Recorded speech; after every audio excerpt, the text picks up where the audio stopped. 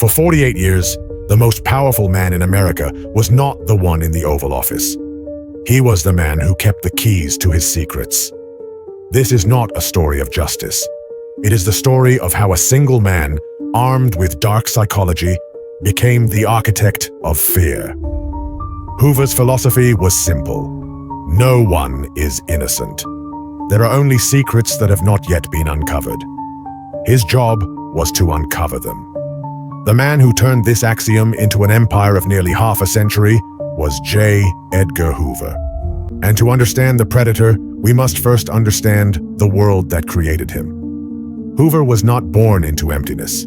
He was born in late 19th century Washington, D.C., a city of bureaucratic power, Puritan facades, and rotten secrets. It was a world obsessed with respectability. And Hoover, from a young age, was obsessed with the threat to that respectability. He was methodical, repressed, an archivist of the soul. His career did not begin in the FBI as we know it. It did not exist. It started as a young and ambitious employee in the Department of Justice, just as the world was burning. World War I gave way to the Red Panic. America was terrified of anarchists, communists, and subversives. And where society sees terror, a man like Hoover sees an opportunity. His boss, Attorney General A. Mitchell Palmer, was the public face of fear. But Hoover was in the basement, building the machine. He was tasked with organizing the radical division, and he did so with terrifying efficiency. While Palmer gave speeches, Hoover built the system. He created a card catalog, a methodical index that grew to contain the names of 450,000 Americans suspected of radical thoughts.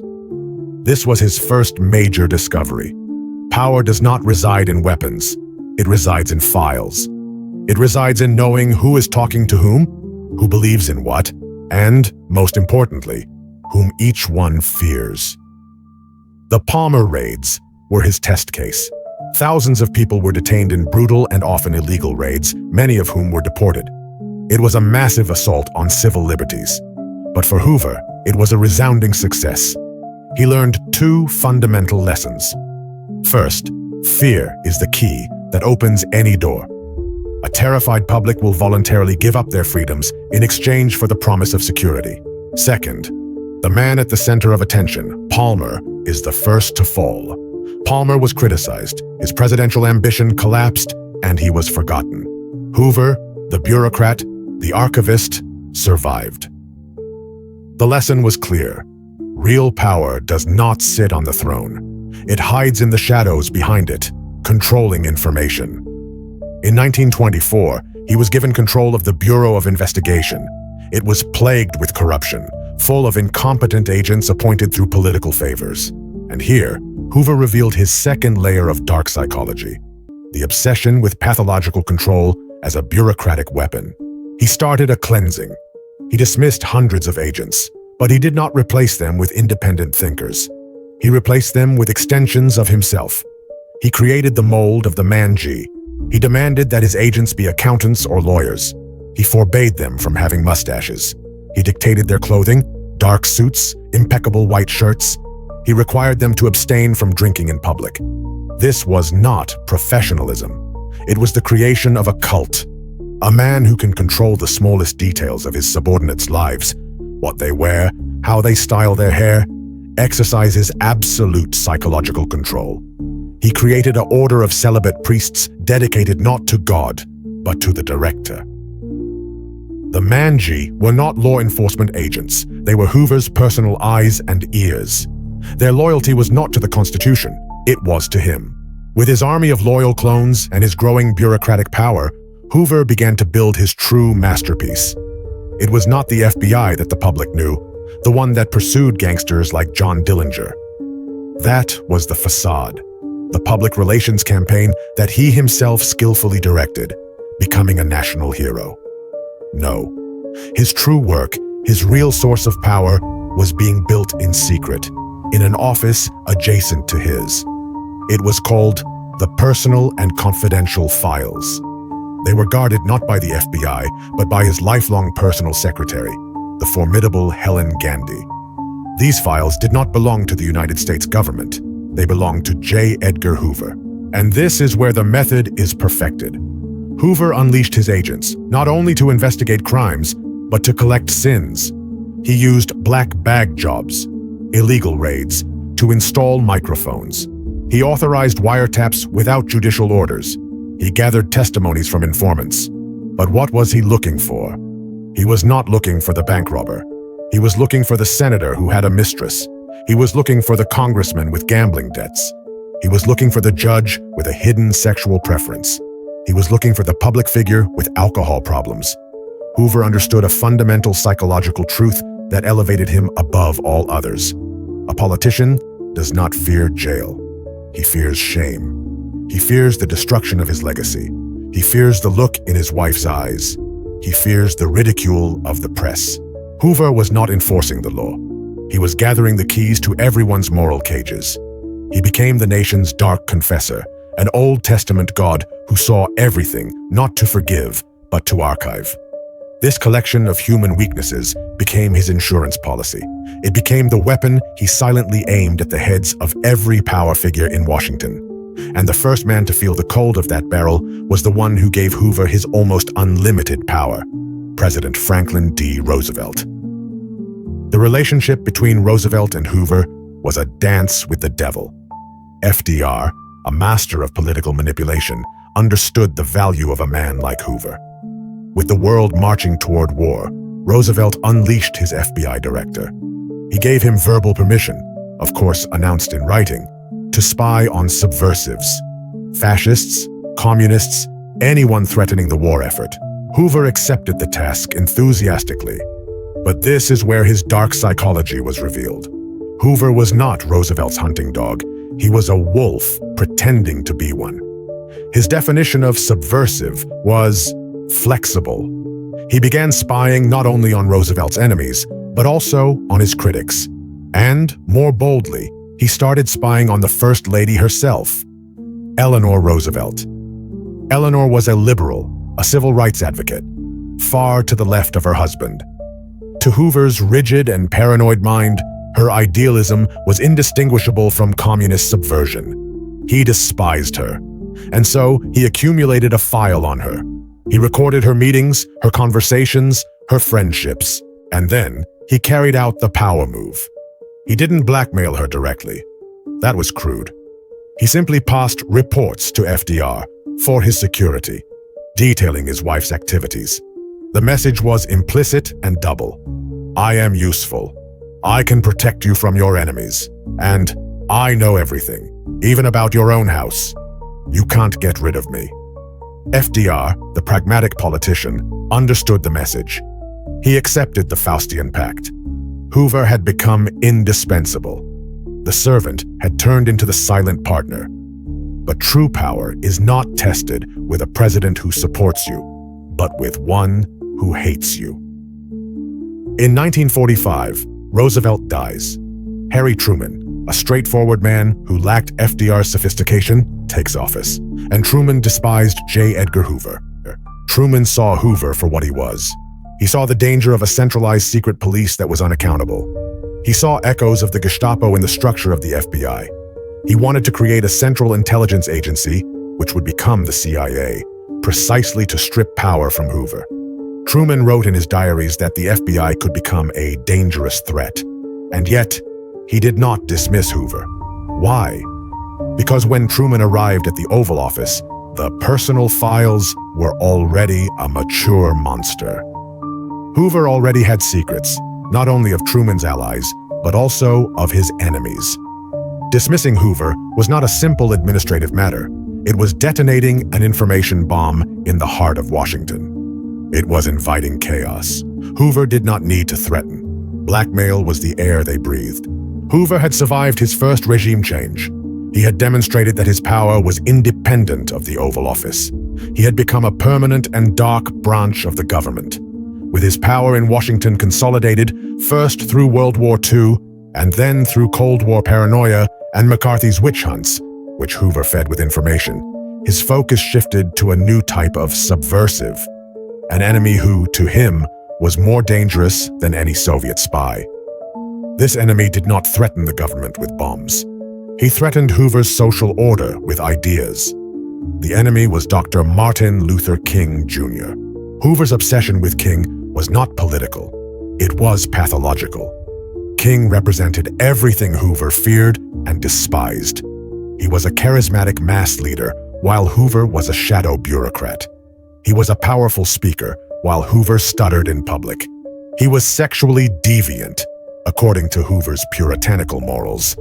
A fact that Hoover found repulsive and fascinating at the same time. And fundamentally, he was a black man demanding the dismantling of the rigid social order that Hoover considered sacred. Hoover declared a total psychological war against him. Under the counterintelligence program known as COINTELPRO, Hoover unleashed the entire machinery of the FBI, not to investigate crimes, but to destroy a man. The campaign was methodical. First, the surveillance. Hoover's agents placed microphones in King's houses, in his offices, and most infamously, in every hotel room where he stayed. They wanted evidence of his communist ties. They found none, but they found something else. Something that, for Hoover, was much better than betrayal. Sin. They found evidence of his marital infidelities. And here, the objective of the mission changed. It ceased to be a national security investigation and became a harvest of material for the personal files. It became a personal moral crusade. Hoover, the guardian of secrets, was excited and disgusted by what he heard. He distributed the tapes to friendly journalists, members of Congress, the White House, hoping someone would publish them and destroy King. No one did.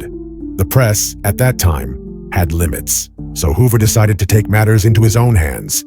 And it was here that he went from being a shadowy investigator to an active psychological predator.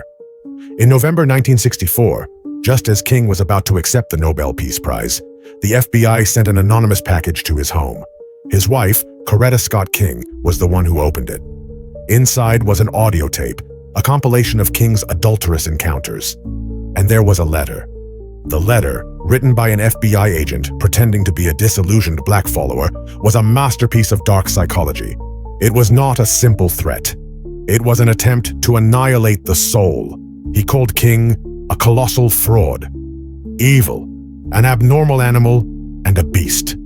He detailed his sins, and then he gave him an order. The letter concluded, "King, you only have one way out. You have 34 days to do it.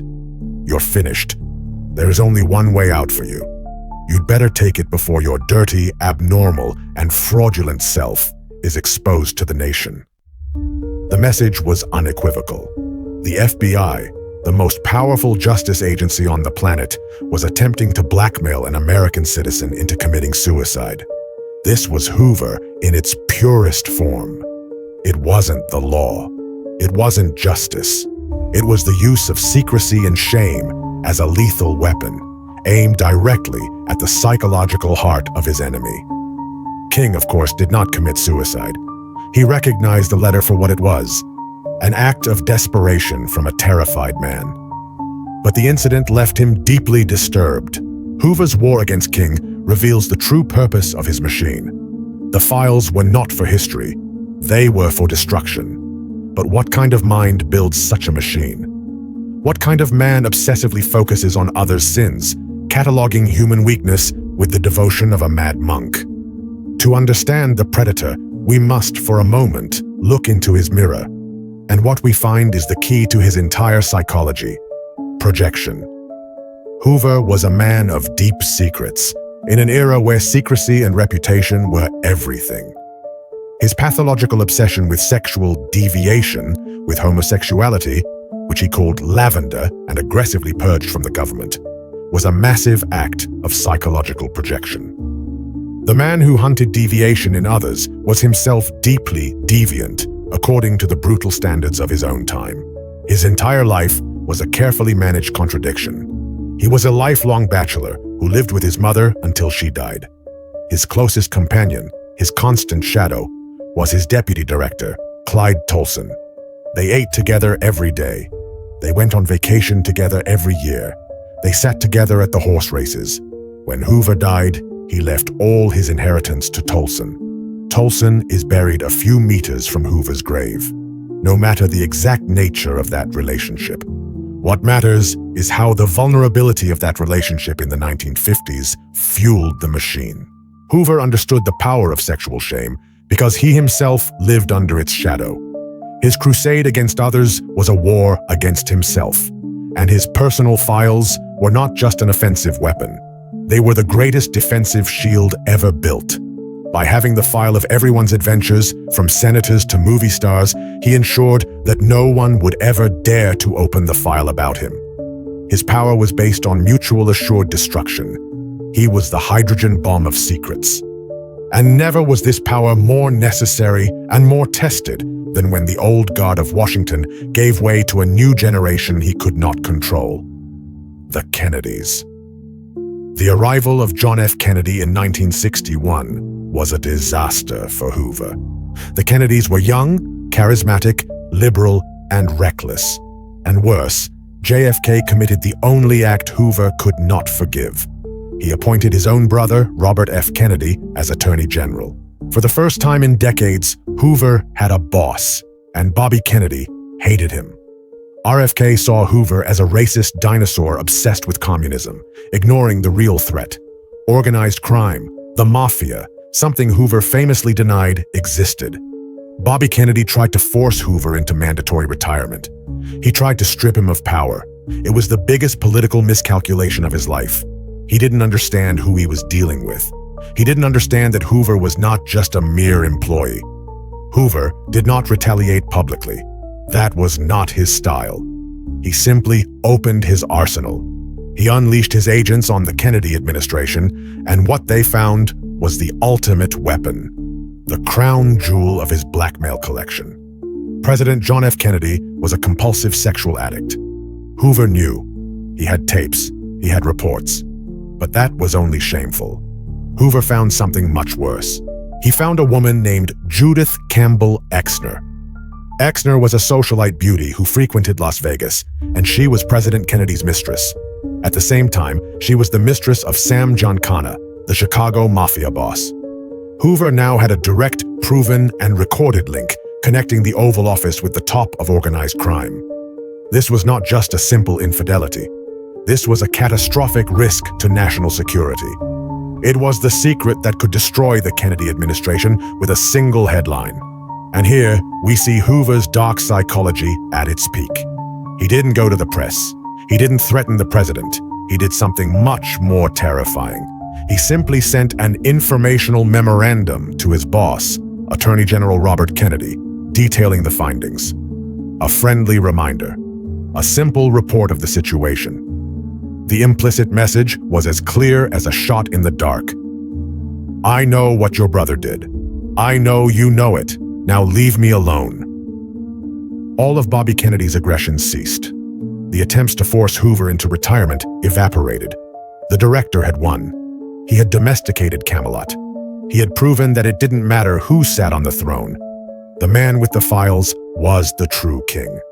When Kennedy was assassinated, Hoover regained his full autonomy under Lyndon B. Johnson, a politician whom he had controlled for years with information about his own scandals. But it was the arrival of Richard Nixon in 1969 that created the darkest symbiosis in the history of the White House. Nixon and Hoover were not adversaries. They were two sides of the same coin. Both were paranoid. Both were obsessed with enemies. Both believed in dirty war. They were soulmates in darkness. Nixon did not want to control Hoover. He wanted to use him, and Hoover was happy to oblige. Nixon encouraged illegal wiretapping, black bag jobs, and surveillance of political opponents and journalists who criticized him. Hoover's machine was running at full speed, now with the presidential blessing. But even Nixon, the master of conspiracy, was afraid of him. Their relationship was one of mutual assured destruction. Nixon wanted to dismiss the aging Hoover, but he didn't dare. He knew Hoover had files on him. He knew Hoover had secrets about his own shady dealings. Thus, Hoover remained untouchable, survived Roosevelt out of utility, survived Truman out of necessity, survived Eisenhower out of respect, survived Kennedy through blackmail, and survived Nixon out of mutual fear. He had become a permanent institution, a granite monument in the center of Washington. He seemed immortal. But beneath the myth, he was still a man. And his power was tied to two things: his life and the steel cabinet locked in Helen Gandhi's office. He had become a permanent institution, a granite monument in the center of Washington. He seemed immortal. But beneath the myth, he was still a man. And his power was tied to two things: his life and the steel cabinet locked in Helen Gandhi's office. On May 2nd, 1972, the unthinkable happened. J. Edgar Hoover died. The heart of the secret emperor, the man who had been a constant in American power for 48 years, simply stopped. For a moment, Washington held its breath. The king had died, and the only question that mattered was, who would inherit the crown? In the White House, Richard Nixon, the man who had been his accomplice and hostage, saw the opportunity. The monster who dared not kill had finally fallen.